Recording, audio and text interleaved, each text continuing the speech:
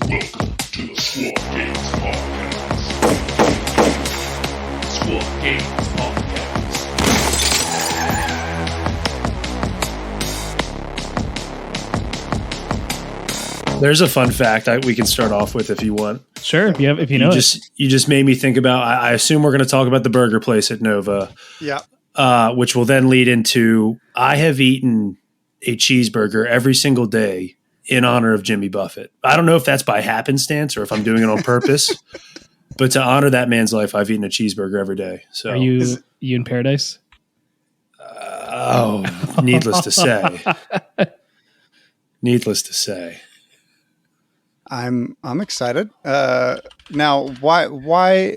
is that what he ate, or did he like create the hamburger or something? Come on. Like, That's like the song. That's his song. You don't want me to sing it. You might get copyrighted. Your whole podcast will get a cheeseburger in paradise. I like mine with lettuce and tomato. Mine's 57. Dakotah, you haven't heard there about we this? go. No, oh my God. right, Give it up all to right. him. I don't. All right. I haven't heard that one. I'm right. gonna have to listen to it afterwards. I'm not a musically gifted man. Well, you have to go to his restaurant at least. Have you been to he has a Margaritaville? restaurant? Oh man, yeah. The guy's built like they're definitely going to come out with some cool documentaries about his life because he has a very interesting life. But yes, his music has spawned like a whole culture, which has then in turn spawned these restaurants / resorts. So you can go to, because one of his songs is Margaritaville. And you can go to Margaritaville, the restaurant, and order, themed drinks and food. And, obviously the staple dish is the cheeseburger in paradise. So That's dope. yeah. Yeah. But yeah, no. I feel like I've seen a Margaritaville in the Valley once. I'm listening to it right now, and no, I've never heard the song. Really? I like it. I may start eating a hamburger or a cheeseburger every day to on your quest. Well, yeah. I mean, see, now it's all in my head because I'm thinking like maybe it was Jimmy Buffett looking down on me that helped me get my ticket. I ate that burger that night with you at Lucky Buns, the infamous Nova restaurant, and then the next day I had a hamburger deployment, right? Into Breachers, which is probably the best deployment I could get into that matchup. And I won that. So I ate a hamburger for lunch and then I won my next match. Was that against Adrian Martin? No, that was against Mark French, the guy who had the absurdly Mark nice. French. Yeah. Oh, yeah. The display board, the guy who won Best Painted. Exactly. Yeah. Yeah. Mark French was also a really cool dude. Dude. I played him during the team tournament, and he had a cat, but it was a canine assisted training unit. So it was a dog. It was the dog. It was the dog. Yeah. It was amazing. No, but I think now, not to get off the hamburger tangent, I'm going to eat a hamburger from now until Atlanta every single day. No, fair enough. To keep that going. What's your hamburger place of choice? See, I like to make I have one of those like Blackstone grills. Oh. So I've been just making them. But if I had to go to a hamburger place, it's got to be Five Guys. And this is a big West Coast, East Coast, beef, no pun intended. I personally find In-N-Out to be subpar. I said it. Hold on, my cat just jumped on there. Yeah. Giacomo just had a stroke. He had a stroke. Yeah, I think. Have you guys? Do they have Five Guys on the? Yeah, we have Five Guys out here. They probably have a really good fry.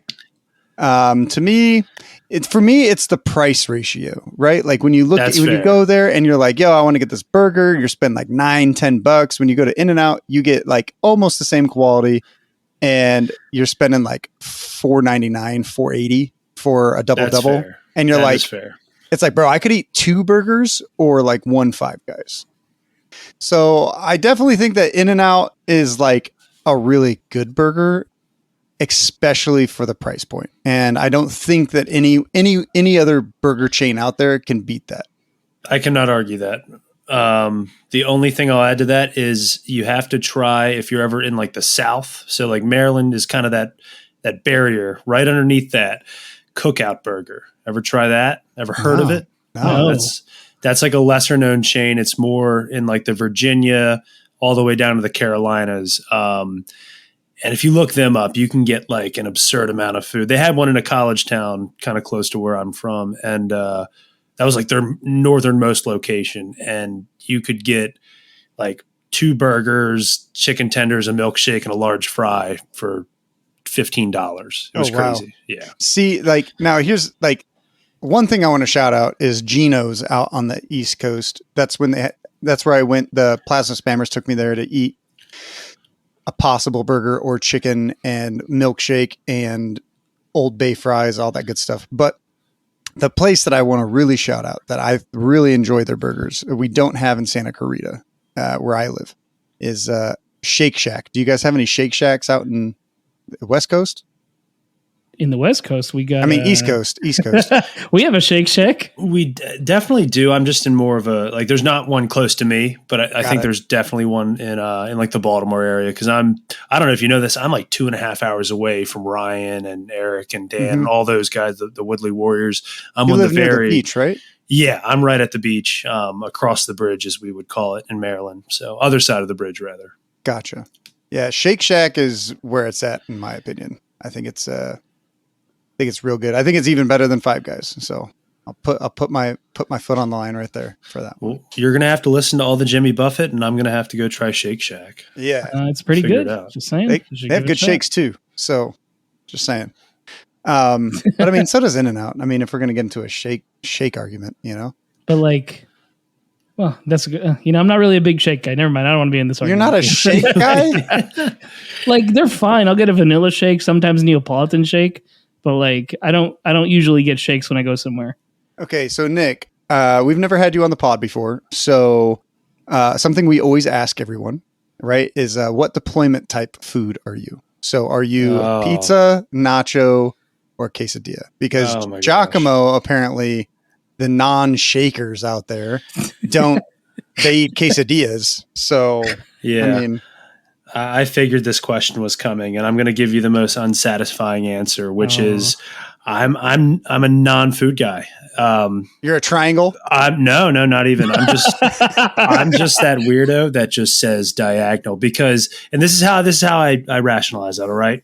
Okay.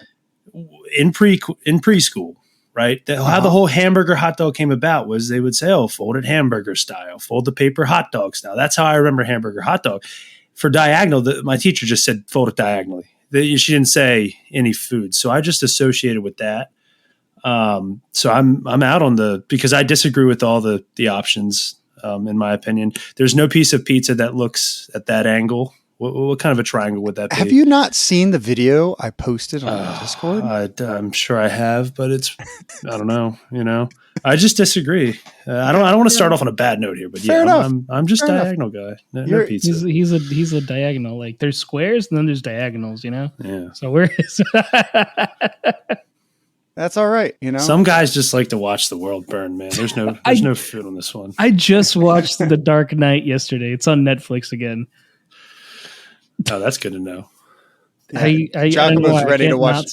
He's ready to watch the world burn. Yeah. Well, Dakotah is the Batman. Yeah, it's great. He literally is the Batman. You still have that suit? Did they let you keep that? No, I made one myself because I wanted to keep playing. I wanted to keep playing Batman, so I spent like $2,000 and made one myself, and then that spawned my business. So everyone that has bought my tokens before should thank Batman. There you go. That's an origin story. Yeah, Batman also thinks it's pizza deployment, by the way. So I'm sure he does. Well, everyone, this is the Squad Games podcast. I'm Giacomo. That's Dakotah, and today we're joined by Nick, like we already mentioned. But I have to throw an intro in this show because I do that at some point. Yeah, we like to talk, hear ourselves talk, and roll dice, right, G? Oh yeah, shit, that's a thing we used to say. Yeah. Which, speaking of dice, can they still buy dice? They sure can. They can buy dice on lustersworkshop.com. And when you do that, it helps support the podcast and all of our events. So appreciate everyone doing that. And look forward to, more people getting some of these dice. They're pretty. They're really pretty. They're orange and blue / purple because some of the pigments mixed. But is that the one you gave me at Nova? It is. You gifted me. This is a very nice dice. It only rolls 6s, right? And there's 6 squad games. Hey, look, go ahead, G. You won you were using dice. I don't know which dice. Could be those. That's what I was going to say. That's how I beat Dakotah. I just used the one dice he gave me the entire game. I was just like, can you wait real quick while I roll this 3 times? 3 6s. Yeah, it was a great time at Nova. Nick, how did you enjoy your tournament? Could you take us through a couple of your matches? And tell us how things went, because, something that was interesting before we go to that, at Lucky Buns, you asked me to choose between two beer cans. And now I didn't know what I was choosing or what was going on at this point in time. But can you tell us which two beers you were holding in your hands? Yeah. No. So this was to pick the team I played. And actually, I don't even think you knew this story, Giacomo, but basically going into Nova, I had narrowed it down to wanting to play either the, sweaty Chaos Cults or the Blooded. Reason being was I'm comfortable with Blooded. I played them at KTO, and with the Chaos Cults, I had played them pre-nerf at ACO, did pretty well with them. I only lost to actually Shane in the mirror match at ACO, came in, I think, third or fourth there. So missed out there. Took them then post-nerf to Goonhammer, which was an excellent tournament held by Travis from the Brooklyn Rats. And they did okay. And that was an all open tournament. So at any rate, going into Nova, knowing that it was a mixed tournament, I was really torn between Blooded or Cult at that point, because I do think, hot take, I do think that Cults, while they're still, I would say A tier, I'll put them at A tier. I don't think they're quite an S tier anymore. That's just, again, my hot take. I think they're a little bit more balanced than they were before. I didn't really think they could win Nova with Commandos at least looming in the field, which you've done the stats, Dakotah. How many Commandos players were there? 10 of them. Yeah. So and they were all piloted by really, really good players. Exactly. So taking that into account, I was just like, look, I don't even know if Cults can do it. So I brought both teams to the tournament. And then the night before the GT, I was sitting there still undecided. And of course we were at dinner with Ryan, Plasma Spam, our team captain. And I was like, what should I play? He's like, I don't know. You got to decide. And there were two beer cans in front of me, and I picked them both up and I put them under the table, and I looked at you and I said, right or left hand? And you said right hand, and I pulled out that can. That was the can I gave to Blooded. So drawing straws, for lack of a better term, but with beer cans. So let me ask you a question now. Whenever I always prefer my right hand. So I always go whenever I'm like, we always throw rock, right? For rock, paper, scissors. Which we did multiple times during the tournament. We kept tying. But I always prefer right hand turns. I like turning to the right. Maybe it's because I'm autistic. I don't know. So whenever somebody gives me the option to choose right or left, I usually choose right.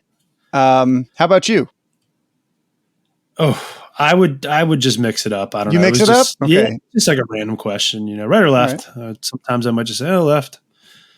All right. Fair enough. Fair enough. He's like a coin flipper. Yeah, exactly. Yeah. RNGesus or RNG. RNGesus. There we go. Exactly. RNGesus. That's what that was. I mean, we didn't have a dice on us at the time. So I was like, hey, these beer cans will do, and I'll mix them up under the table, and Dakotah will just decide if I do well or not, basically. Or what I play, at least, What a decision, too. Now, I thought when you talked to me, you did say during day one, if you did bring Colts, you probably would have beaten every player that you played up until that point. With the Colts.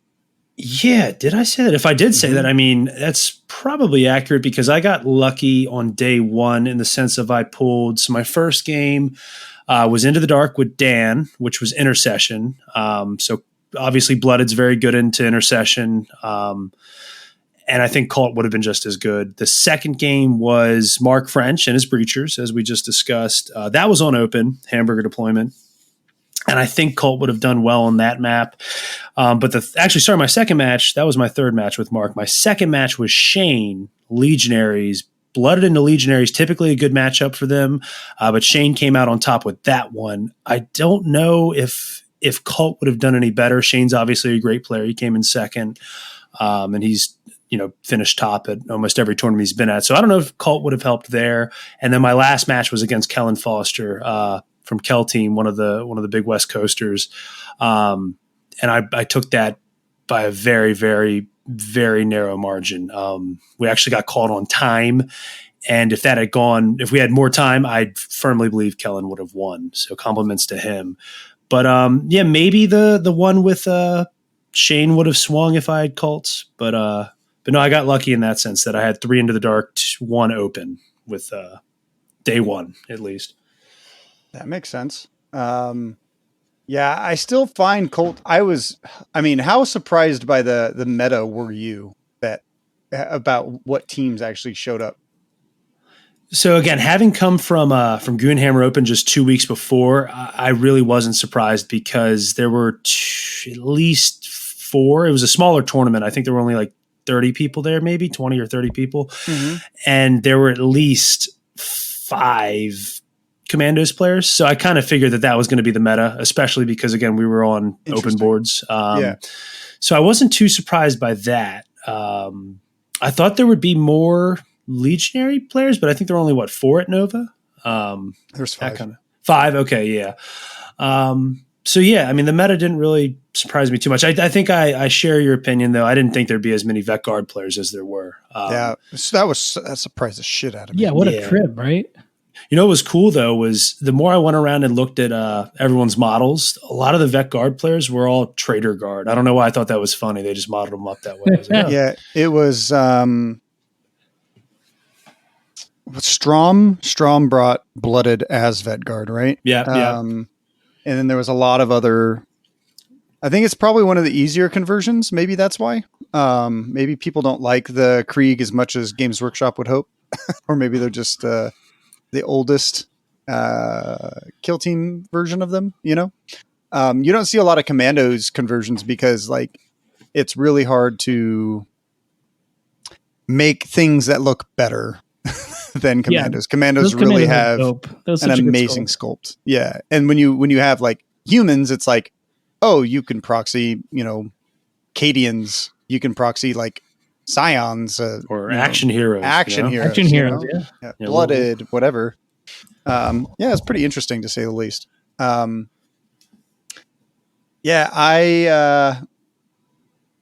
had a lot of interesting things happen to me on my way home. When you left, did anything weird happen? Anything weird happen? Yeah. Other than being exhausted, I mean, no, I kind of just went home. I got a cheeseburger on the way home because, again, I've had a cheeseburger every single day since for Jimmy. And no, I got to my destination and passed out pretty much. Yeah. So on my, when I was leaving to the airport, I got a ride from Dan, and then I got to the airport, and I'm glad I got there as early as I did because I was on California time. I'm thinking California, LA traffic, LAX, you have to get there 2 hours ahead of time. And, it's from Baltimore, and, I probably didn't need to do that. But when I went through TSA, they pulled me and detained me for 45 minutes because they thought I had a bomb in my bag. They didn't know what my miniatures. I know I haven't even told you this. So at 5 a.m., TSA pulls me to the side, detains me because they think I have a bomb in my bag. And they're like, "What's in there?" And I was like, "Miniatures that are stuck to a magnetized tray." And oh my goodness. I figured it might have been the military grade lasers that you had at Nova might have gotten you in trouble, but no, they were all in my backpack. They were all fine. But what was interesting is that the explosive expert had to come and do all their investigating and was really scared of opening the bag. I understand why. If there was a bomb, I'd be scared too. And then, so after a while, he finally opened it after he got the story. I was I was at Nova. It's just a box with acrylic. And that's it. So they open it and then they look at it and then they send it through the machine again. And they're like, "How does this open?" I was like, "It's magnetic. You just slide it." So he opened it and he was like, "Oh yeah, the laser pointer was what was scaring us. This is a small unidentified piece of electronics." And I was like, "Yeah, well, I have 30 of them in my backpack and that didn't get flagged." Also, when I flew in, LAX didn't give 2 shits. So I had no idea that this would have been a holdup. Otherwise, I would have just taken them out in the first place, but at LAX, arguably probably like a more strict airport, or at least I would assume. They didn't care. And I was like, all right, cool. And then now I know I have to take out, they sensed the demo man inside it. They knew. They knew. He's a bad man. He's a bad man. You can't say bomb, No. bomb. So anyways, I hate BWI, honestly. Oh yeah. So it's and again, that's my main airport. I have to fly out of BWI to go anywhere, and not preferred. So I feel your pain. Okay. Fair enough. Yeah. I mean, I flew to, can I address something else that's weird? If you want to. Yeah. Okay. On my flight over there, I stopped and got a Dr. Pepper. Now everyone knows I am soda free for the past 3 days. I haven't had a soda. It's a big step for me. And I'm energy drink free for 3 weeks. So that's also nice. Pretty good. Yeah. But besides the point, when I got there, I needed caffeine, so I got a Dr. Pepper, and y'all have the weirdest fucking bottles I've ever seen. What did it look like? It looked like, it looks similar to ours on the West Coast, except ours are more like cylindrical and have like a more angular top, but your guys's have like a smaller bottom and like a more bulbous top. It sounds like I'm starting to describe weirder things here, but it was really weird. That's all. I sent G a picture. Like, G, can you confirm that it's different than the West Coasts? It is different. Like, I've never really seen one before. It sounds like we're describing something. This is fascinating. It's like if you had an accent, like Coke would be like, "Hey," and then like, "Hey," Yeah. Like if Coca-Cola had an accent or some shit. But I hit up my homie in Texas, and he's like, yeah, they're all the same in Texas. And apparently they're the same like in Ohio. So like now we have to find this point where it splits. Like there's a point in the United States where we have West Coast bottles and East Coast bottles. So instead of the Mason-Dixon line, it's something else. Yeah. Okay. Okay. But it's for the shape of the bottle of a soda product. Yep. That's it. Okay. That's weird. I'll put up my feelers. Is that a point of contention now? What soda bottle's better? I don't know. I just thought I found it extremely, it was just like, hey, I didn't expect bottles to be different. I just didn't. Like now we have Five Guys versus In-N-Out. These bottles, East Coast, and then we had like Biggie Smalls and Tupac. What's next, guys? Oh no! Oh my gosh! So, you've been running Blooded since. You did run Cultist at ACO, right? Correct. And then you ran Blooded at KTO, and you did get top 8 there. And then you ran Blooded here, and you got 3rd. What drew you to the Blooded in the first place?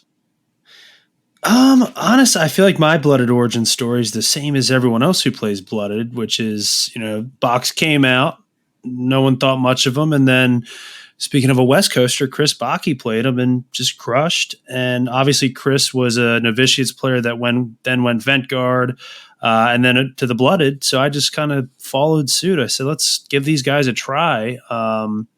Maybe they'll operate the same as Vet Guard, which I don't want to say they do and they don't, because they don't at all, but they do in the sense of they're a horde team. So you need to be able to game your activations. You need to understand, what the proper trades are, when to activate who, when to capitalize, when to sacrifice. So that's what drew them for me, was just their style of play, Chris doing well with them. And then, just they look like really cool models, and I was able to kit bash mine with some of the parts from the box and some other third-party parts and some 3D printing. So I really liked how they turned out. And I think the real kicker was I actually had them like half painted, and we had a casual tournament. And you of course know Mark Garrett, right? Mm-hmm. Yeah. He was like, what are you going to bring to the tournament, Nick? And I rattled off a couple of names of some teams, and he said, oh, the Blooded. Like, I'd like to play them. And they were like half painted at this point, and the tournament was 2 days away. So I rushed them through the hobby table, and I brought them to that casual tournament, and I liked them enough to keep on keeping on. Nice. Yeah, you're also really skilled with them, and especially in our game. You played them very, very well. That was a great game. I don't know if we're going to dive into the specifics of that, but we definitely are. We definitely are. It was definitely one of my favorite.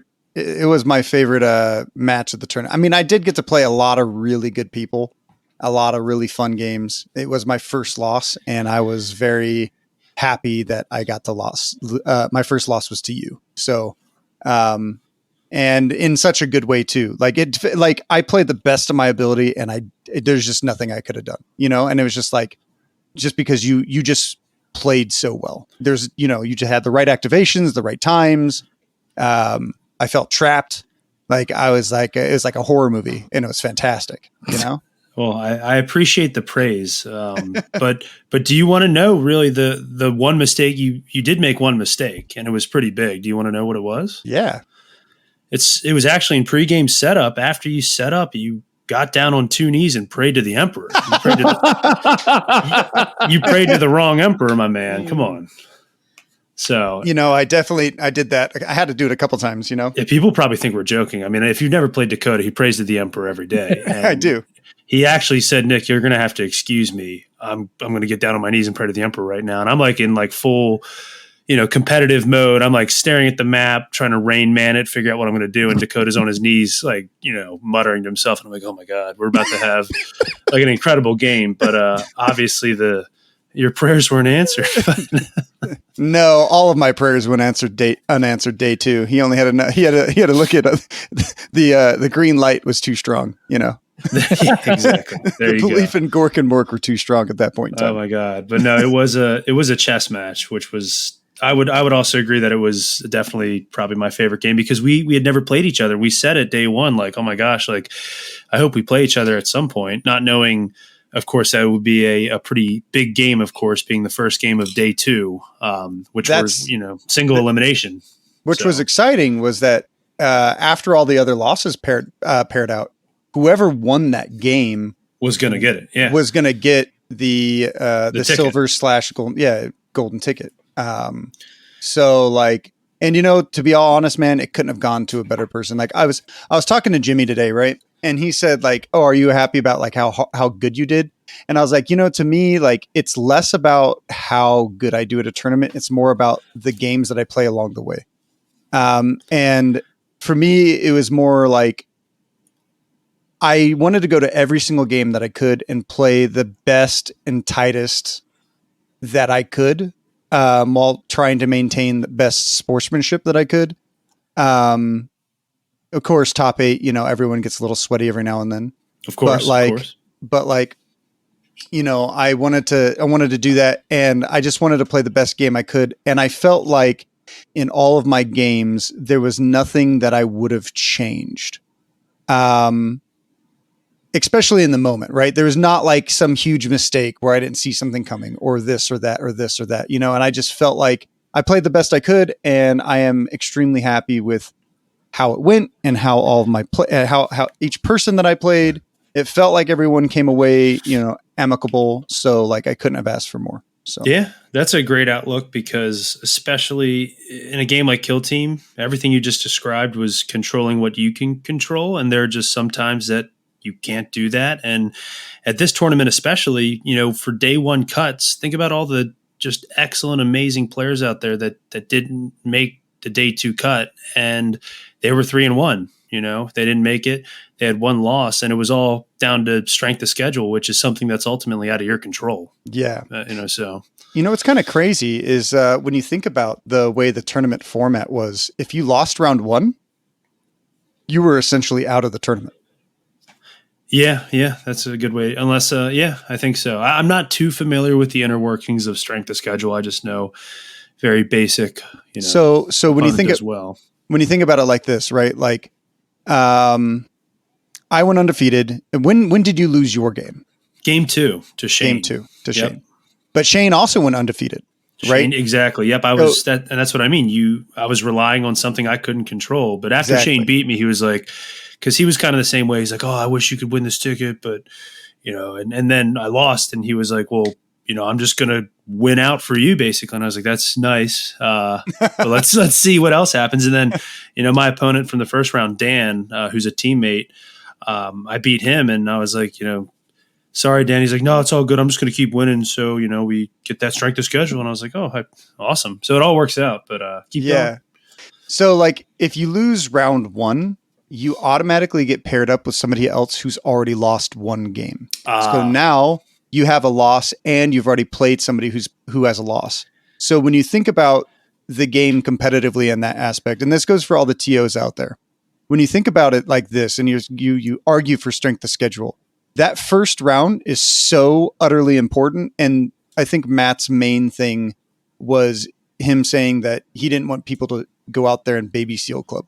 If anything, strength of schedule very much encourages round 1 baby seal clubbing, winning as hard and as good as you can, because you cannot lose round 1. Yeah, no, like you just can't.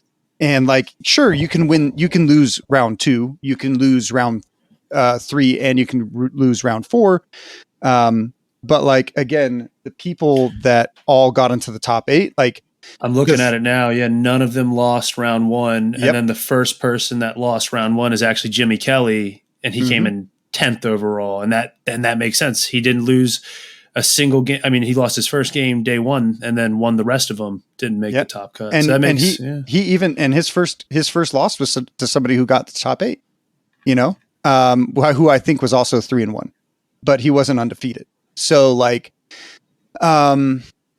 it's pretty feels bad. And a lot of people blame tournaments in that aspect. And I think that when you do everything not strength of schedule wise, just like purely like theoretical, people only can blame themselves. And I think that's the biggest thing. But yeah. So moving on to our game, I have only won one game ever on this map. And it was at KTO. And every other game I've ever played on this map, no matter who it's against, I've always lost. I've lost to Felgor, Blooded, everything else on this map. And it was number 7, Hangar. So if anyone is interested in which map we played on, it was Hangar from Into the Dark, the Warhammer community Into the Dark Crit Ops packet. And it's hard to know what to do on this map for Vet Guard, but have you played this map a lot? Did you kind of know what you wanted to do? So no, I actually, this was the map that I had played. I hadn't played it a lot, and I don't think I played it once at KTO, but I played Shane on it day 1, and this is the map I lost on. So I knew a little bit about it, but not enough to be, especially against a Horde, because obviously playing into Legionnaire on this is completely different than playing into, 14 models. Yeah, no. So this was an interesting one because it's that middle hallway that, should be safe, but of course with move, and +1 APL, nothing's guaranteed. And then you kind of have the one side that's really safe and the other side that's kind of open if someone can get to that door up top and open it. I'm looking at the map right now. Anyone in that room can get smoked. So it's an interesting one. You have to split up your forces. I think it favors Horde teams in that sense because you can split up your forces in kind of 3 avenues or just 1 and 2 and then maybe send someone up the middle if you have to. So it also struggles for security because there's so many entrances to that middle area from both sides for central control. And center line. Yeah. I mean, you could do protect assets or protect model, or whatever it's called, escort operative. You could also do, the stand fast ability where you have to control more objectives, but like 2 Horde teams going against each other is just pretty difficult, So, for me, I knew I was already going to be fighting an uphill battle, and you picked the Ogryn, and I was like, oh, maybe I could get the Ogryn's charge off, but you just had the great. So everyone knows. So like, I think it was at the end of Turning Point 2. He used his last activation to move the Ogryn into one of the rooms. So I had a choice of either trying to blow up his demo guy, his diabolic bomb, or the Ogryn, or dealing with the Ogryn. or dealing with his leader who was coming up on one of the other doors, trying to take one of my other points. And I was like, well, I don't have any good options because there's too many threats. So I dealt with the diabolic bomb guy, trying to possibly deal with myself. Forgetting that I can have someone jump in front of him. Yep. So somebody jumped in front of him. He didn't die. And I was like, oh, well, that's not good. So then he killed my demo man, who then just popped only in death to kill him, to get the kill back. So, I mean, it was enjoyable trades. And then you got a charge off onto all three of my gunners. The triple charge was, it was funny because you were like, well, I'm placing them all at 2 inches from each other, like in a perfect triangle. And I was like, oh, there you go. enough space for me to run through. Mm-hmm. Oh man, that was awesome. It was great. Awesome. Yeah. Very thematic game. It was a thematic game. It was a very good game. And it was my first Blooded against Blooded. So I thoroughly enjoyed it. Because it was so thematic, but you 100% deserve the win. You took it and you crushed. You went 2-1 on the final day, right? Yeah. So after I played you, and I was kind of doing the math, and I was like, okay, so I won. And for those that didn't know, there were already 3 ticket holders in the. There were 4 tickets. Let me look at the top 8 real quick. There were 1, 2, 3, 4. Yeah, there were 4. True had one as well. So there were 4 ticket holders. There was 7 total at the tournament, right? Yeah, 7. Or no, I think there were actually 8. 8 or 9 total, but only the 4 made it into the top 8. So after I won our first match, I was kind of like, okay, so I'm going to play, someone who won last time. And if I can win this one, I'm definitely in the finals. I'll be able to secure a ticket. But the winners of that first match were me, Shane, Liam, and then Adrian won as well. And at the time I was like, oh, cool. 3 other ticket winners and me have won so far. And of course, Matt had tried to explain at the beginning of the day how the brackets worked, because it wasn't straight up Swiss. It was like a single elimination bracket. It was super confusing until it happened. Yeah. So, we played our match, we hugged, I was hyped, but then I was immediately nervous because I said, oh my gosh, I have to go into Adrian, who ended up winning the whole thing. I have to go into his commandos. I sit down at the table. I look at the table. It's commandos on loot in, I'm not going to say pizza or nacho. It was diagonal deployment, open board.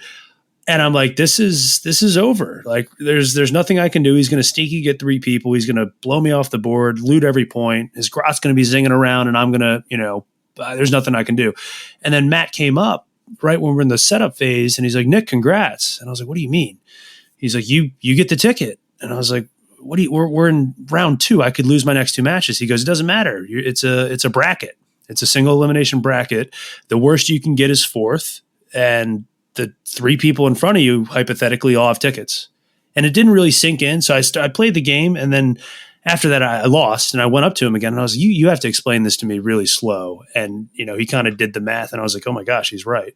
So yeah, I was hype after that. And then going into that, like you said, I went 2-1 that day. I played Liam after that, but we can talk about that if you want. But, yes, please. I've lost to Liam. He's very, very good.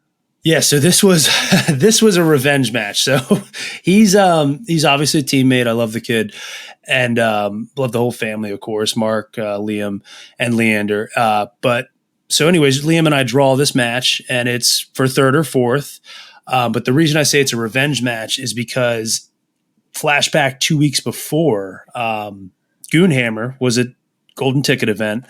It gets to the finals, and it's me and Liam. We have to commit fratricide, right? We're playing team on teammate, top table, and it's like deja vu from earlier. It was an open map, diagonal deployment, his commandos, my cult. Same instance, just go out on a point, loot it, die. It was a landslide. He won, which knocked me out of contention because it wasn't a bracket there. It was just regular Swiss. So I got knocked down to like 4th place. And then I think Mike Cortez is the one who got the ticket from that event because of that. So I left that event pretty upset. I was, like, oh my gosh, that was my chance at a ticket. I'm going to Nova in 2 weeks. There's like 65 people there. I'm not going to win it there. That was my one chance. So going into this match, I was like, okay, Liam, it's time for a little bit of a revenge. And he had his commandos. I had my blooded. And we decided, we were one of the people that opted out of playing the 2 hour-and-a-half matches. So did we. Me and John Reese were like, that's not going to happen. And look, I think Matt ran a very good tournament, airtight. And honestly, that format is probably, I don't know, I think it's great for maybe the top table, because is that a true test of a champion, that you got to play these 2 really fast matches back to back? Maybe not after 4 rounds. Yeah, not after. I mean, really, 7 rounds or however many it was before. But no, Liam and I just kind of said, hey, let's celebrate, because Liam was hype. He's been pulling for me to get this ticket as well, because he's a teammate. He's like, I'm so excited you're going to Atlanta with us. But let's have, like a fun competitive game where we're not going to sweat it out too much. We rolled for the map, and he saw the one open map choice because he won the roll off for that. And he's like, oh, let's just play Into the Dark, keep it a little bit close. And it was a really bloody match that the Diabolic Bomb was actually able to swing that one. He's, of course, a very, very careful player with, who he exposes to certain threats. But I was able to somewhat bait him in another room where he opened a door, not realizing that because he opened that door, the Diabolic Bomb would be able to get off a shot. And it was a chain reaction and very thematic as well. The squig blew up and killed everyone. So it was like I got I got like a 4-for-1 trade because of that. But it was still a friendly match. I say revenge match. That's probably not really what it was. But in my mind, I was like, there you go. It was fun. That's fucking awesome. Yeah, those are some of the memories and the things that you get to talk about for, tournaments in years to come, because you're like, oh, I opened this one door at 4-for-1 trade. Like those are pretty rare, especially at such a high level too. Yeah, he realized it and was like, he just started laughing because he was like, oh man, I did that to myself, didn't I? Because he was so particular. He was like, I'm going to place this guy so that if you open the door, you're not in engagement range of him. And I was like, okay. Because he wanted to be able, he didn't want me to, charge in and kill whoever was blocking the door that was blocking the bomb guy. So it all works out. And it was fun. It was really fun. Good. Yeah. The, going in, to the tournament, there was a few things. I think that the grand tournament could have been explained better rather than the one paragraph, because it doesn't say anything about the final round or the bracket system or anything. Like, to me, it just felt like there's a lot of surprises. I didn't know a lot of the some of the other stuff that happened to it, but hopefully it'll be all ironed out next year, because I know a lot of it it says draft under his thing. So hopefully we get that ironed out next year for it. So that was your final one, and did you end up winning really, really hard on that matchup? Or like, how long did you guys, because when I played John, we took like 2.5 hours to play a game. We just took it slow, and had fun with it. Yeah. We finished, and Shane and Adrian, who were playing the double game, of course, had another like 30 or 40 minutes in them. So I would say that we finished, because we basically had a whole 3-hour round, but finished in like 2 hours, maybe right on time, kind of. And it was close. I'm looking at it now, it was 21-18. And it was on secure because I didn't want to play loot. And I will say this, Matt's veto system on the mission was awesome. Being able to say, hey, I don't like this mission. And then the other player saying, okay, I don't like this mission. And then going with the third, I thought was great. And we ended up playing secure, and I was able to take it just by 3 points. So again, very, very close. Because again, Liam's an excellent player, and I hope we don't have to play each other again at Atlanta, or at least in the beginning. Yeah, I think that I very well may steal that one for top table at the very last round. I think it's a good one. I think it at LVO, it kind of just makes it so that both players at least get a say in their fate a little bit, rather than it's like, hey, the TO said loot, and we're playing against Pathfinders. Yay. Yep, exactly. No, I really liked it.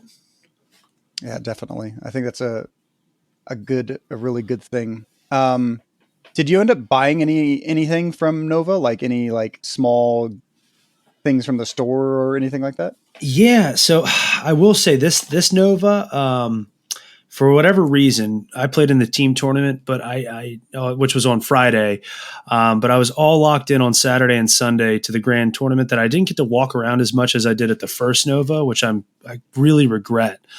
Because there's some cool stuff on some of the other levels, at least from last year. But I'm looking at it right now. I bought 2 things from Nova. Well, 3 things. I bought the laser pointer from you, which I'd highly recommend if anyone's looking for a nice laser pointer.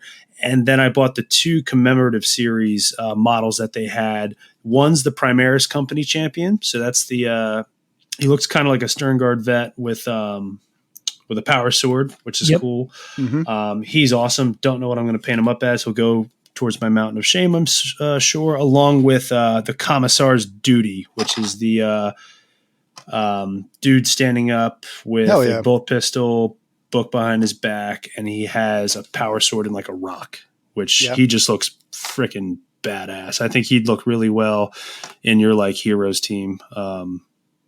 Dakotah. But yeah, he gives me like Major Pain vibes. Mm-hmm. I don't know if you've ever seen that movie. Hell yeah, I've seen Major Pain. we should quote some Major Pain. Mm-hmm. I absolutely love Major Pain. That is a staple movie. But no, those are really the only 2 things I bought. I don't know. I bought a $20 hamburger and cheeseburger rather with some stale tots from the Hyatt. So. That was about it. Okay.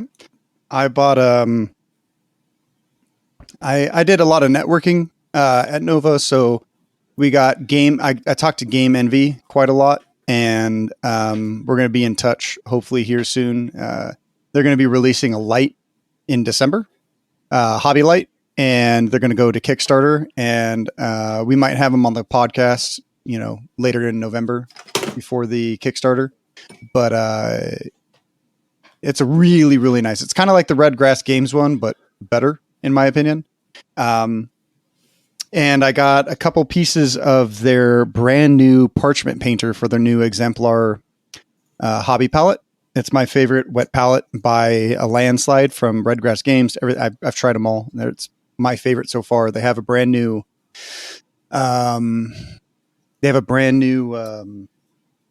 what's it called? Like foam thing that the thing that you like holds all the water. Well, it's like a double layer of foam. One side is like the same and the other side holds more water, so it stays wetter for longer. So that's really interesting. And yeah, and then I met the Goblin Hut guys, and that's the guys who imported Dirty Down from the UK to the United States. Talked to them for quite a while, and both of them we might have something coming up with them with squad games in the near future. So that could be exciting. Awesome.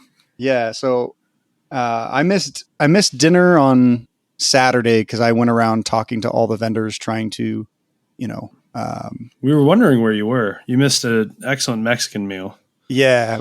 I have to put LVO and the All Valley in some of my tournaments before social times, at least one day when I have the chance, so went around. I also bought a guy for D&D. I bought from Arena Rex. They were there and they had this really cool, like Spartan looking dude. And I was like, yeah, I need this model. Yes, please. So bought him. But yeah, those are some of the big buys. Giacomo, what is the most, I saw you're painting something. How did you get those models and what are you painting right now? In general, like the models I've been painting have been Kasrkin, Votan, and some Tau. And dirty communist. I know, right? You can thank Fire Warrior on the PlayStation 2. Well, with the Kasrkin, I got lucky. We were at this one store and our friend was like, hey, I ordered my box there and they came in, let's go get it. And they had like 6 other boxes. So I picked up what I needed.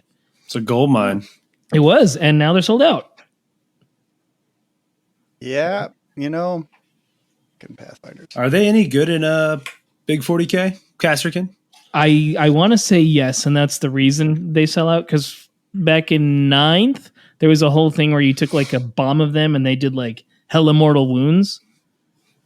And that was the reason you took them. So, and, people like Kasrkin. They used to only be in metal sculpts. So now that they're in plastic, people are jumping on the chance to get them and filling up their armies.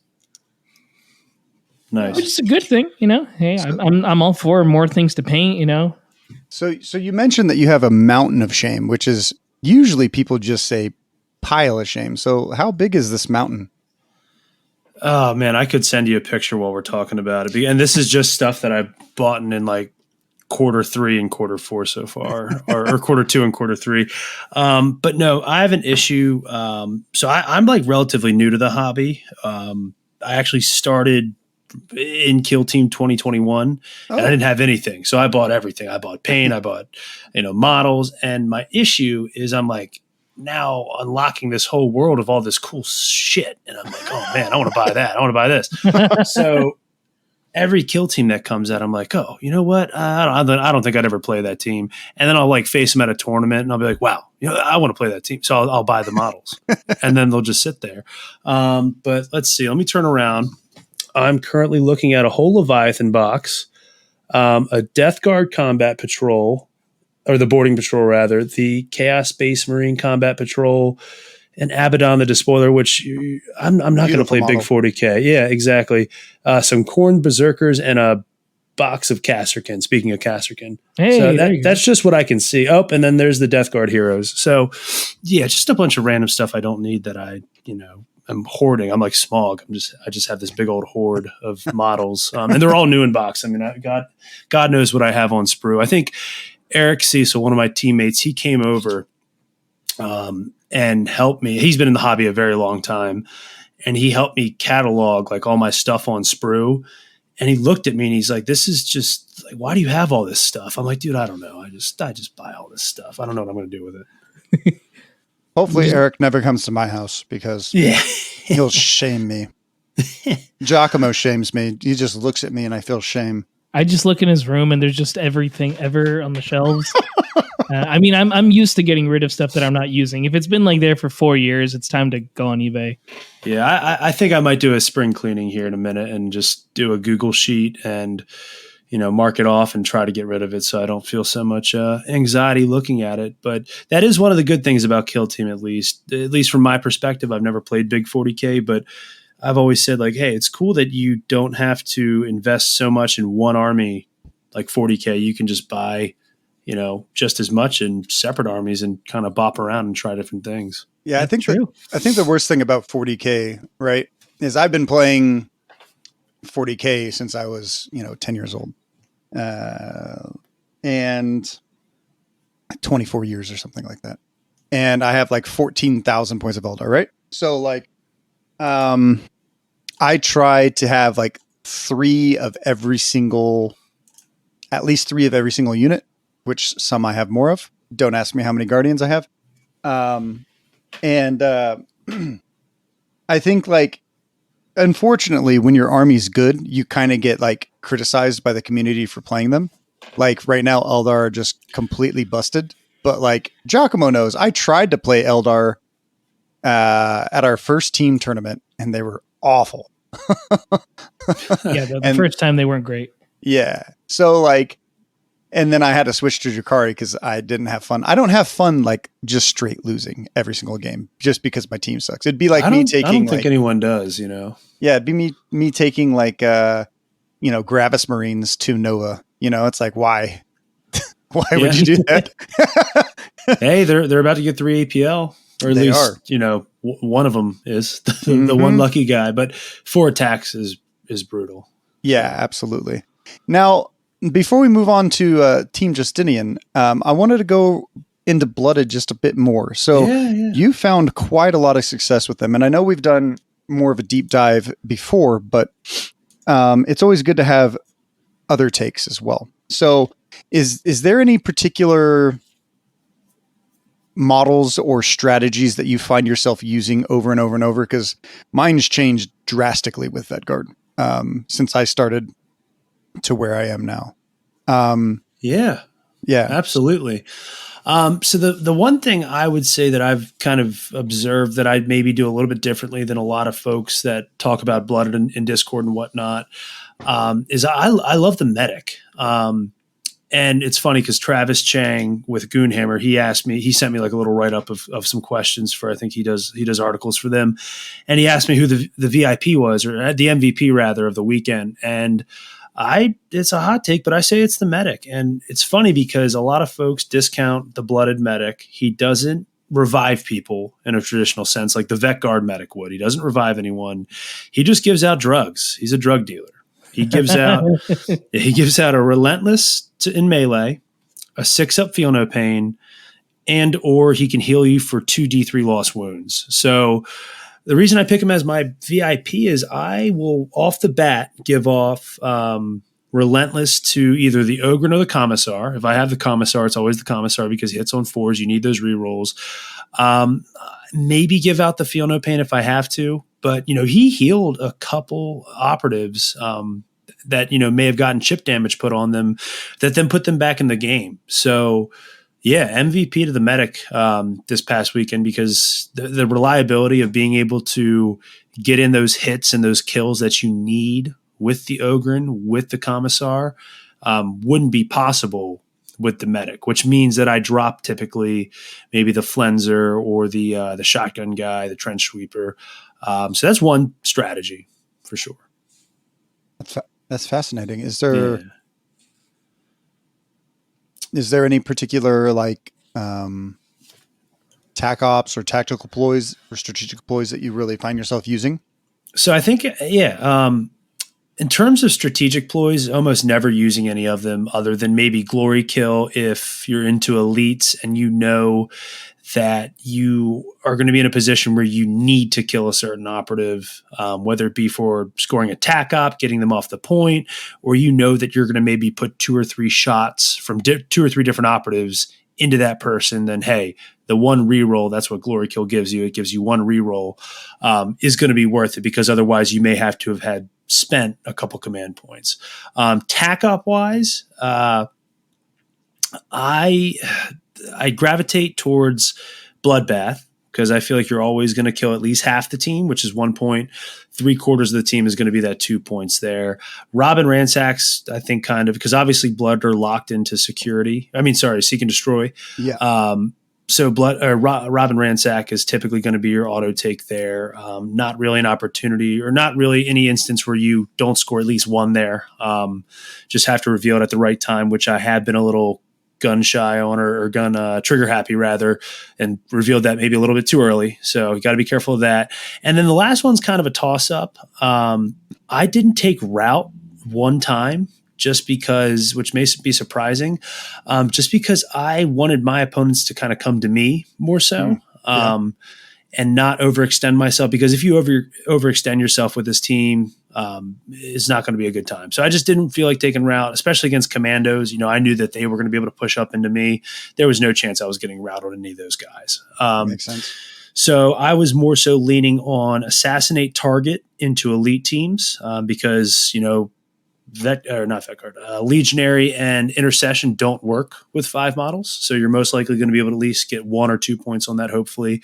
And then into the Horde teams, especially if it was something like Secure or Capture, we were looking at Eliminate guards there. So never took Executioner, not really a big fan of that one. But yeah, strategic ploys, tac ops, that's what we're taking. And then their tac ploys are where they really have their bread and butter. Being able to shoot into combat is huge. Being able to, with Callous Disregard, that is, being able to then do get down Mr. President and, throw a pleb into the combat and really force your opponent to shoot multiple times. The wrong operative especially is pretty hilarious. And I have a funny story about that with Shane if you want to hear that one.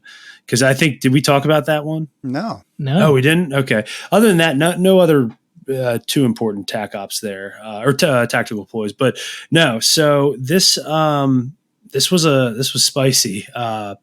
Potentially how I maybe lost the game against Shane. And I think he kind of agreed that it was very much a turning point, no pun intended, in the game.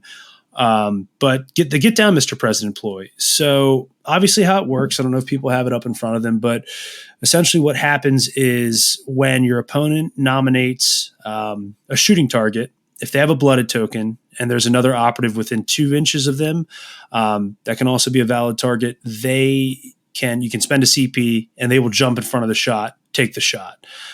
It's so powerful that you can actually ensure that in a blast attack, right? Because you might be thinking, wait, if you're within 2 inches of each other, you're going to take a blast attack. Then you can play it so that when you actually play the ploy, that the operative that you want to be the meat shield is going to take the blast as well. So it's airtight. Yeah. However, the one flaw that we found out in our game, and this is going to, hope you're sitting down.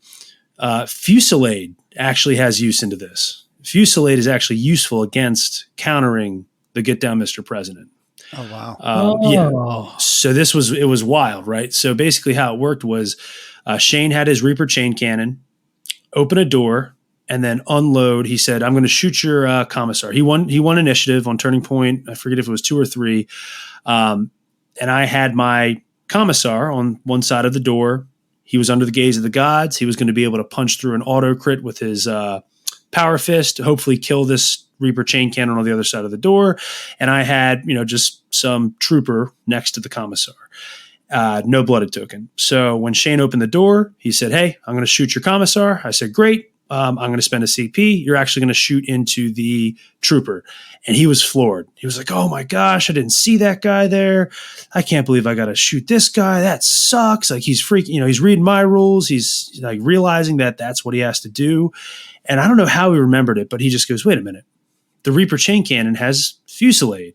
And I was like, yeah, that doesn't matter. I get to jump in front of the shot. He goes, well, let me read Fusillade. So he pulls up that rule. And if you read it, kind of the order of operations and when everything is declared, yeah, he can allocate as many shots as he wants. After I've already said that the trooper's going to jump in front of it, they're both valid targets. He said, okay, I'll put 1 into the trooper because he can't allocate all of them into the target he really wants to kill.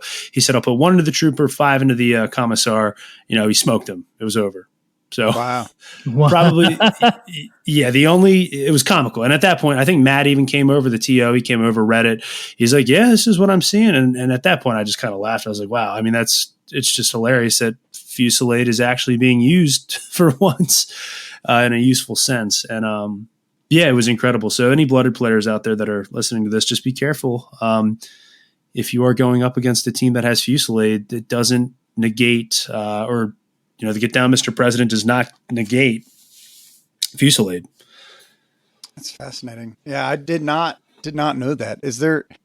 I'm trying to think if there's anything else. I don't think there is. I think that's one of the few pieces. If anyone does know anything else that gets around that, go ahead and drop it in our Discord. Is there any equipment that you found yourself taking every single game? Yeah. Especially into commandos, the beast pelts are key. That'll make you immune to splash because obviously they're, a couple sources of blast are going to be the stick bomb, the dynamite, but it makes you immune to splash, which is nice. Setting up to counter that forward deploy with the rocket launcher. So the beast pelts were key in that matchup.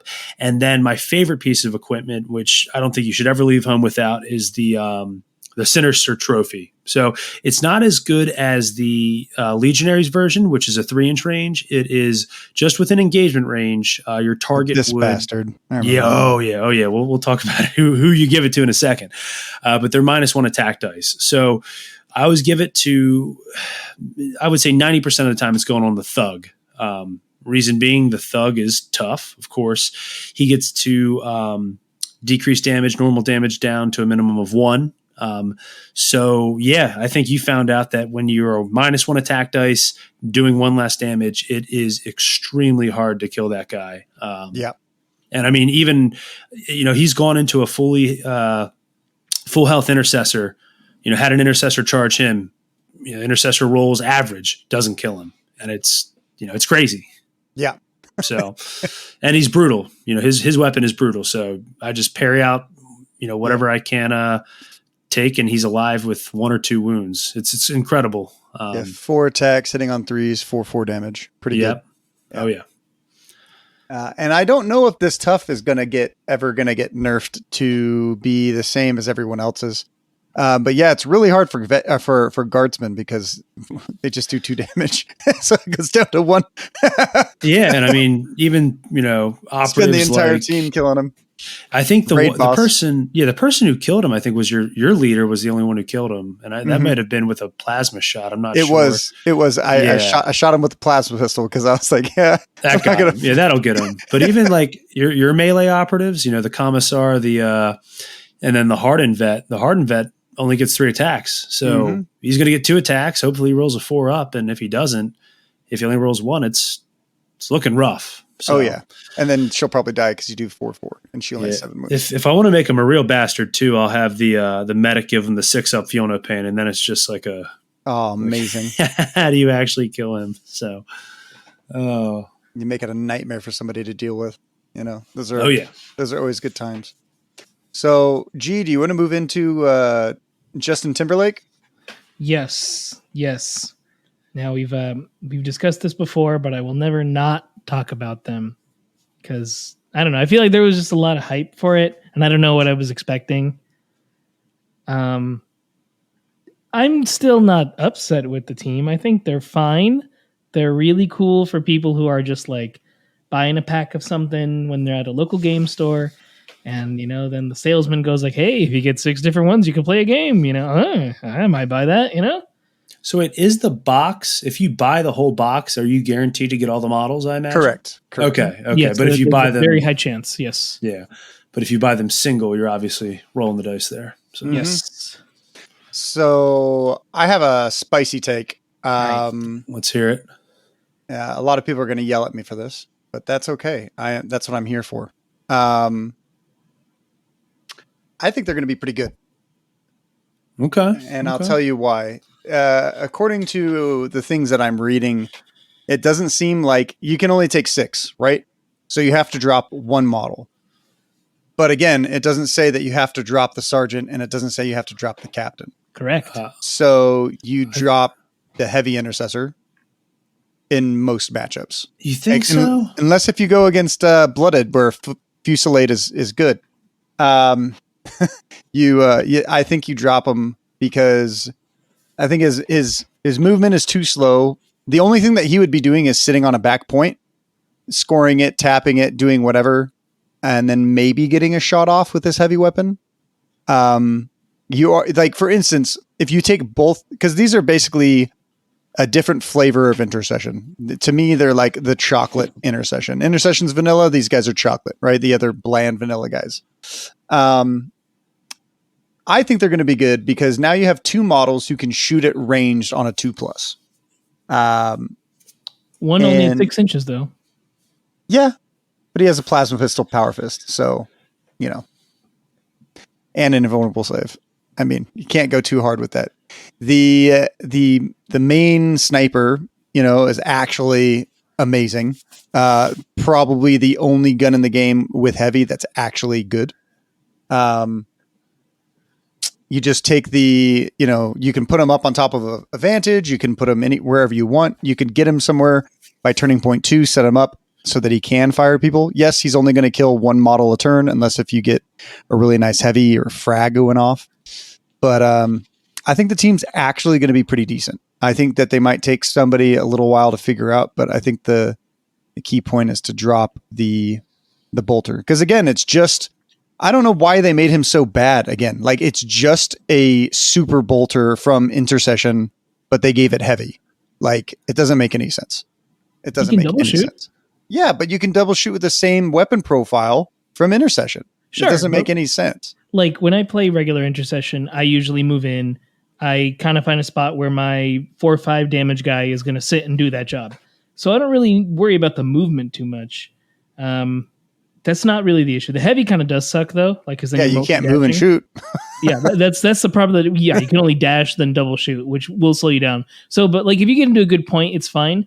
My thing is, since they don't chapter tactics, I think are what give you the edge against most other teams. Like they can't parry 2 things. They're not moving an extra. They can't benefit from cover twice outside of the sniper. The coolest thing they got is the captain who gives them the extra command point. But I feel like they just don't have that extra bite. Yeah. I mean, they have a smoke grenade and they have a guy who can see through all obscuring who has blast. I mean, that's pretty cool. But where's your lethal 5s, He doesn't need it when you have you have a blast gun that can see through obscuring. It's going to screw over every single horde team. Like, yeah, absolutely. One guy, but I could put like 3 scopes if I wanted on my team and not take extra damage and just have a lot of lethal 5s, which is really strong. I think this is perfect for a starting team because it gets you everything you need out the door, but I don't know how well they do competitively. What do you guys think? Well, I'm interested in what you think, Nick. Yeah, I agree. I think that the heavy, the dude in Gravis armor, if he had a 2-up save, that'd be pretty sweet. Ooh, yeah. It sucks that he only has 4 attacks. If it was a 5 attack, 2-up save, I love this guy. But honestly, the 18 wound breakpoint for me is pretty huge. I foresee him now. Granted, he's slow. Kind of just walking up and sitting on a point, hopefully in heavy cover, and just sitting there for the majority of the game. Just being that tank, maybe even trying to get him the next turning point, the following turning point up into, just further and further up the board as much as you can and not shooting with him as much. But for some reason, when I looked at all the 7 data cards, brother Viginus. Yeah, Viginus. Yeah. You might want to edit that out. I don't know. No, you're good.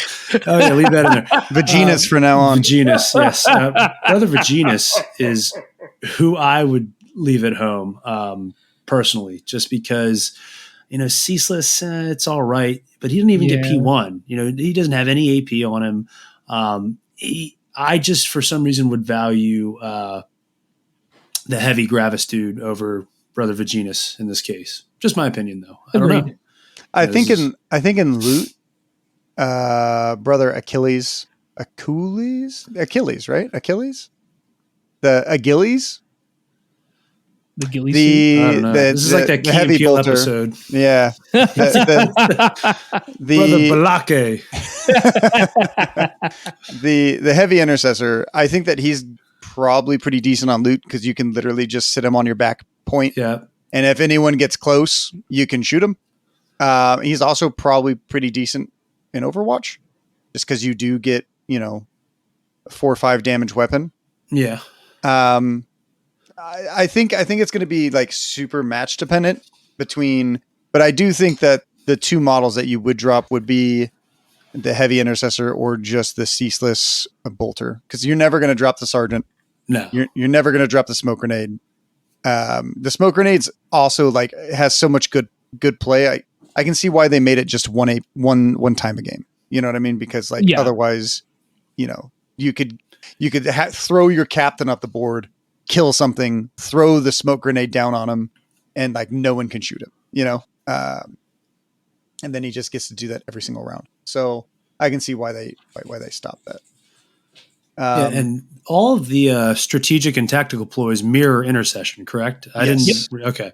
Yeah. So, they're like intercession with just a few different cogs. Yeah. Like you said, chocolate. But obviously the thing they're lacking, like Giacomo said, was no chapter tactics, no equipment, obviously. And then as of today, I haven't seen archetypes or if they have tac ops. So I don't know if that's going to be a thing, but if there's security, they're going to be bad. Oh God, that would be terrible. Honestly. And then if there's no faction tac ops, I feel like every single, between security, infiltrate, recon, and seek and destroy, there's always 2 or 3 good ones, but there's never a scenario where you're like, I'm going to take all 3 of the base, seek and destroy ones that I can. I feel like every team leans on at least one of their faction tac ops. So if these guys don't get any faction tac ops, that's going to be a little rough. I'll give you this: if they get faction tac ops and if they get chapter tactics, I could see this team being on the equivalent level in a different way to Intercession where they currently are. But only if those come to fruition. Because right now, you're like you mentioned, we don't know the tech ops, so maybe there's more rules that they're going to post online somewhere. Yeah. But as of right now, I'm going to try them. Like tomorrow, usually we're recording on a Wednesday, and I tend to play Kill Team on a Thursday. I'm absolutely going to bring them. I own all the models, the different ones from 40K, but they are all the right models. So I'm just going to do that. To me, I have such high hopes for this team just because, like, yeah, Intercession is more probably reliable. Yeah, Intercession's probably more versatile. This team wants to play the game one or two very specific ways. And they're not going to be any better into a Vet Guard matchup or into a Pathfinder matchup or anything like that. They're very stock standard. This is what the team is. But I have high hopes for sure. I think that this team could be piloted pretty well just because they are so basic and because they're even more basic than Intercession. So yeah, you don't have to pick anything. Yeah, I'm yeah, and it's cool that each model is different. You know, Intercession you can have they're two shooty guys, two chainsword guys, but there's one of each model. You know, you're getting one leader, one sergeant, one heavy dude, one sniper. So I don't know. I think that better prepares people for some of the more diverse teams that have different roles to play, as opposed to just, okay, well, I lost my one chainsword dude on Intercession. I have another one. You know, it doesn't really matter as much. So, which I mean, might make this team slightly harder to play in that sense, that each dude's going to have one specific role. But We'll see. I haven't played a game with them yet. It'll probably be easy. Also easier in the same aspect because they all have a card rather than having to open a book. So that should be helpful. But the one negative thing I'll say about this team is Brother Dakian. Dakian? I've been calling him Deacon. Brother Deacon. It's Deshaun. Homie's face is whack. It's awful. Yeah. Like it is. I mean, I don't know if anyone's like actually zoomed up to it, but it is. I posted the Magic the Gathering it's Assault Intercessor card today, and it's like the same dude. I mean, it's so similar that like they both have the worst face that you've probably ever seen. Have you seen that card at all, Nick? I haven't seen the card. I'm looking at his face though, and he looks. Yeah, I don't even know how to describe him. All right, I'm sending it to you on Discord right now. He looks like he ate like a bunch of In-N-Out burger, and he is just gunning for the bathroom. You know, that's really. So in my Justinian force, Justin Timberlake force. Firstly, Captain Justin is going to get Justin Timberlake's head, 100%. Right. And then Brother Deacon is going to just turn into Brother Titus. I'm going to take the Titus model from the newest one and go with that. So what do you think about that photo? It's very similar, right? That is, that might be him. Yeah, I think it is. For those who can't see, because we're in an audio medium, you can just Google Assault Intercessor Magic the Gathering and find the guy's face. Yeah. Very similar. Yeah. Here, talking about Mountain of Shame, I'm staring at Captain Titus from the board game. Let's go. I don't know why. Are you going to build the Tyranids? Why do you want them, Giacomo? I'll send them to you right now in the mail if you want them. Hey, yeah, no, for real. Like, if you like, no cap, as the kids say these days. Yeah, you can have them. Like, I will absolutely take free Tyranids. Because are there enough of them? I did want to build them for the board game, so I could potentially play with my nephew, so I could get him into the 40K scene. You know, you got to keep those nids. Well, wait, but do I have enough of them from the Leviathan box? Yes, you do. Okay, yes. well then, you can have these ones then. Hell yeah. I don't foresee myself picking up a Tyranid army, need for a Tyranid army anytime soon. Yeah, me and Saya both bought a Leviathan box, and then we got a third one for the All Valley Team Tournament that we're going to give out. And we also, we're going to be giving out quite a lot this year for AVTT. It's going to be sick. But yeah, I got Titus and I was like, wow, now I have like 20 more Tyranids I don't know what to do with, except I guess paint. But yeah, he's there. Titus also has a wonky face a little bit, but he's better than Brother Deacon. So I'm a bigger fan of. I have the 3D file. Have you seen the 3D file for Titus's head? No, I haven't. Not the 3D one. Yeah, it's shoot me that STL, man. Yeah, man. Well, no, I'll shoot you the link to the STL. I'm not a pirate. I can't give you the actual there STL. You go. But yeah, it makes sense. But you know what I'm saying. He doesn't Corsairs. But no, that one looks good. But no, I agree. His face on the actual model. I think I'm looking at it. At least one of them. I think Dakotah had it on their or Dakotah store had it. Dakotah has a store? What the hell? It's called Dakotah.store. I'm not sponsored. So. You want to be sponsored? No. Oh yeah. I mean, anyone who takes me. Let's see here. I think it's called like Hero Heads. It's the one that has Henry Cavill, Obi-Wan Kenobi. Yeah. It's Obi-Wan Kenobi, Henry. Here, I'll send you the link. Obi-Wan Kenobi, Henry Cavill, another dude from I think the Space Marine video game, and Keanu Reeves. We'll post it in the show notes too, everyone, so you guys can go and see it too. Paste. It is cool. I just sent it to you. I'm gonna look at these bad and boys. And then send it to G as well.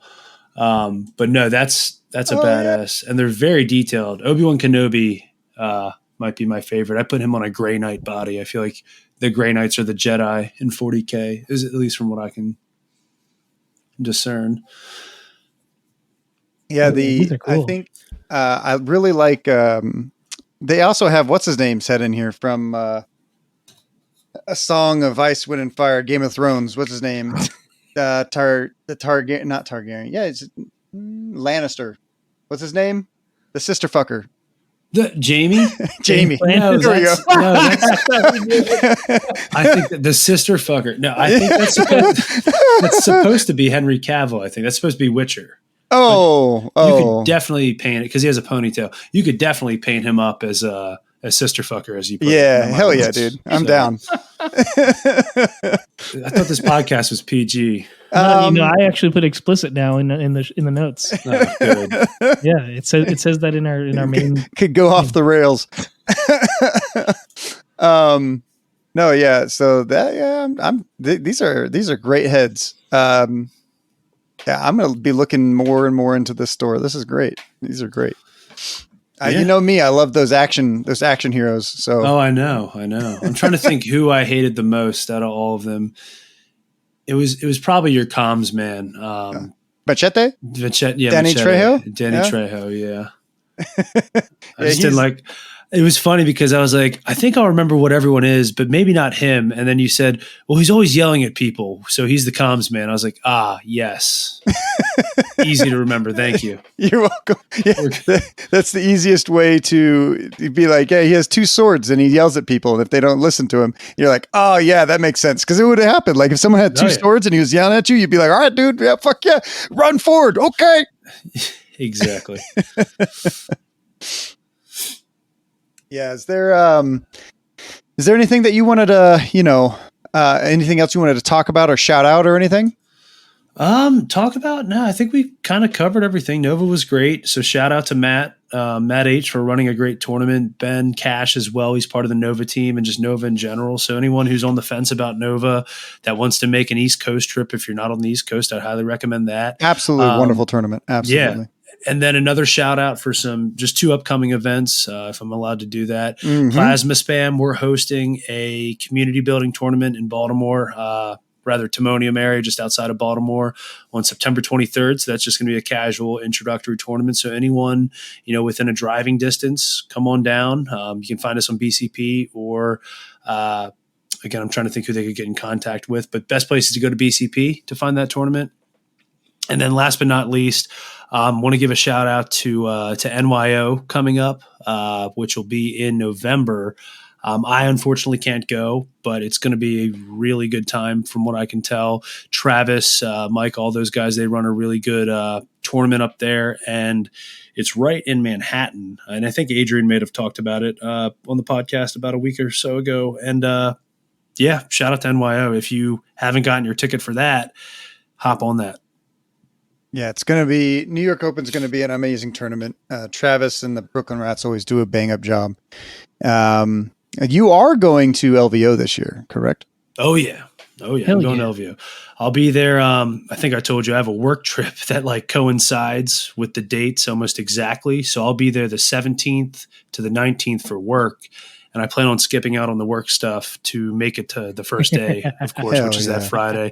But I'm in that like danger zone where everyone's like, yeah, you can go to Vegas for 2 or 3 nights, but any more than that, you're in trouble. So, so I'm in that like 4 and 5 night range, which is a little scary. But yeah, I'll be there. I can't wait. That's going to be a good tournament. And, so everyone knows tickets are going fast. If you guys want to grab them, I had people messaging me today being like, hey, I didn't know that the narrative already sold out. It's like, yeah, sure did. So before you guys know it, I believe that it's going to sell out real quick. So. And make sure you buy it through the affiliate link on Squad Games Podcast. Oh, I appreciate you. He dropped it for us. Yeah. I did. Well, you know what's awesome about Nick is Nick has always used our affiliate link for all of his Frontline Gaming purchases. What a bro. Yeah. Always. Helping us out, This man's a hero. He is. For all this is half my mountain of shame, It's just I'm glad we can enable you. Yes, exactly. Maybe I shouldn't say those words. Everyone wins. We've said much worse, Yeah, we have. No, yeah. How about you, G? Anything you want to shout out, homie? Absolutely. You can find me on wargaming_studios. It's wargaming_studios on Instagram, where I'm painting the 3 armies I mentioned earlier. But I'll say them one more time. We got Kasserkin, we got Tau, we got Votan. And occasionally I'm painting some other things that I get commissioned for. Occasionally I'm on there, but you can also, if you want to just just talk to us and hang out normally, we're on Discord. We're at the Squad Games Discord, links in the show notes right there. So you could join the discussion, find out more about our events. If you're in the SoCal area, we have the All Valley Team Tournament coming out pretty much like the next week. So, if you can make it, you just got to get a couple friends. We're out in the Pasadena area. What was formerly Gameology Pasadena, I believe now it's Games at Your Place. I believe so. Yeah. I believe so is the name. I'm still calling it Gameology every time I go there. So, you can get your tickets. We have that Listeners Workshop link down in the show notes. If you want to come do that, that's always awesome. And if you're going to go to any other FLG event, just like LVO, use our link, as Mr. Nick has already said, and that helps us out. And finally, I want to thank the patrons. They help us out a lot, just as much as anybody who uses the links, or even anybody who just listens to the show. That helps us all in different ways, and we really appreciate it. I'd like to give a final shout out to all of my opponents and everyone that came up and said hi to me at Nova. You guys really made my trip special and what it was. And, I really appreciate you guys for coming out and playing and traveling to this event and really making it special and big. So can't wait until the next time. But for me, that's me signing off. Catch you guys later. Peace.